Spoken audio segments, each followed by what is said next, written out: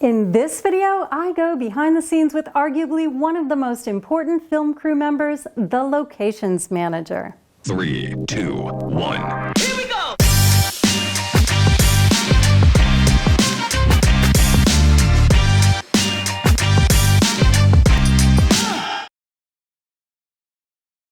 Hi and welcome back to DIY Film with Merle Becker, the channel where I help you make better videos.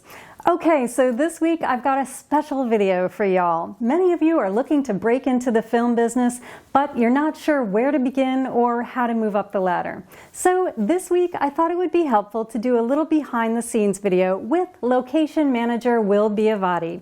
Will has been working in my area in the locations department for some time. And in this video, he not only talks about exactly what it is that he does, but also how he broke into the industry and advanced his career along the way. So without further ado, let's roll tape.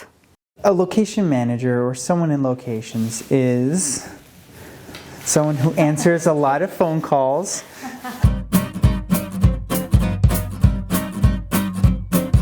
A location manager is kind of like a producer in practice. If I had to boil it down to two disciplines, it'd be 50% logistics management and the other 50% salesmanship. In a lot of instances, you are trying to convince everyday people to let a bull enter their china shop. And part of that is being able to convince them that their needs will be met.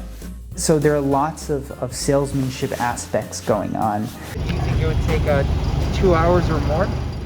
Probably, yeah. I mean, it's full. Yeah. Okay, I think that still might work. It goes beyond just booking locations. Some of the challenges of location work and being a location manager involves practicing the art of logistics. You know what channel cameras on? You have to coordinate with every single department on their needs. I don't know why they don't have their walkies on. You're handling scouts, you're booking vendors. If we could run a layer of salt over sidewalks, I don't know if you do sidewalks as well. There are a lot of variables. Can you kind of check right there? And there's a square patch in the kitchen that's not protected. We should protect that. Yeah.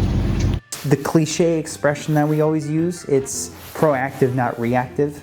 And if you're doing your job right in location work, you are solving the problems before they become problems. The reason why we chose the set today, the movie is a 1950s period piece. It's a feature film.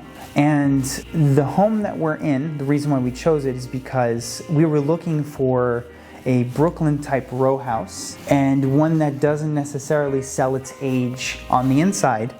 And we are also going to get an establishing shot, so something that also doesn't sell its age from the outside. It could be 1940 or 2025. And for us, besides it fitting the period aesthetic, there were other factors that came into play. Like, we have rejected locations before that would theoretically fit the aesthetic, but that would just be too tight of a space to work in.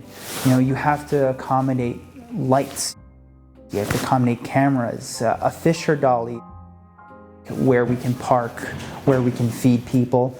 You know, sometimes we find a farmhouse in the middle of nowhere, and it may look perfect, but where you put everything else in your world is a huge question mark, and sometimes you just can't go with the location. I settled on communications and media, and I only did 2 years, and turns out that that's more than enough. Everyone in this industry understands that people who are new simply have to be trained up from within. You might not have a creative bone in your body, and that's okay, and you could totally live a very successful life and career in film. My advice for someone who is watching this and who may be interested in locations work is my advice for anyone who's interested in joining any department. You keep a close eye on social media posts, and that's actually how I got into business. It was years ago. It was someone posted a Facebook post in my small town of Cold Spring looking for additional PAs, and I recommend that is a good start, because then you can branch off. Just from there, you just have to prove yourself. And it honestly is fun, and getting paid for it is a great bonus. All right, many thanks to Will for taking the time to sit down with me, and to the amazing folks at Choice Films for letting me tag along on set. I'll stick everyone's links in the description below. And as always, if you found any of this helpful, please give the video a thumbs up, subscribe, and hit the bell so you know when the next one is posted, and I will catch you next time.